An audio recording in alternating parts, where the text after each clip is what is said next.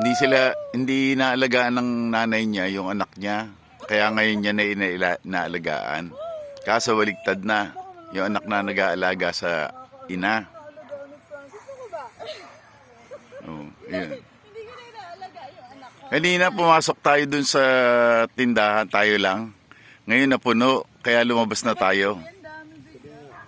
Puno-puno. Every time na pupunta kami, biglang andun yung iba. Mm. Mapalit na tayo. Sige. Yan. Kasi dun yung tindahan nila. Eh, napuno. Tapos si Terence naiwan. Kaya yan. Nung isilang ka sa mundong ito, laking tuwa ng magulang mo, at ang dodo nila ay hawak mo.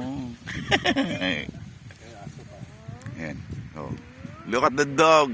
Oh, look at the dog playing by its own.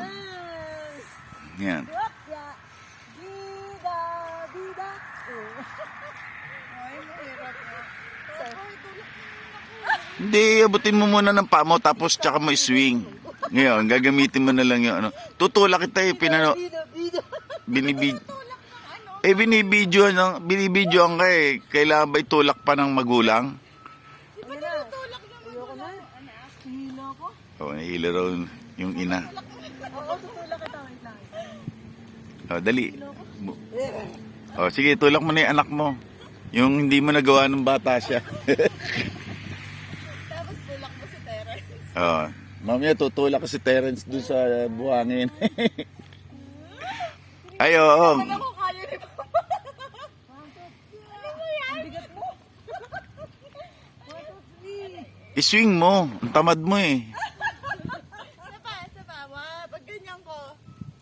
Game. Umalis ka dyan eh. O, yan. O, sige, balance. Ay, naku. Papayat agad ang tiyan ko dito. Bida.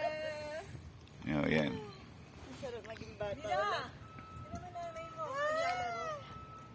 Nahihilo na ako. Diba nakakahilo?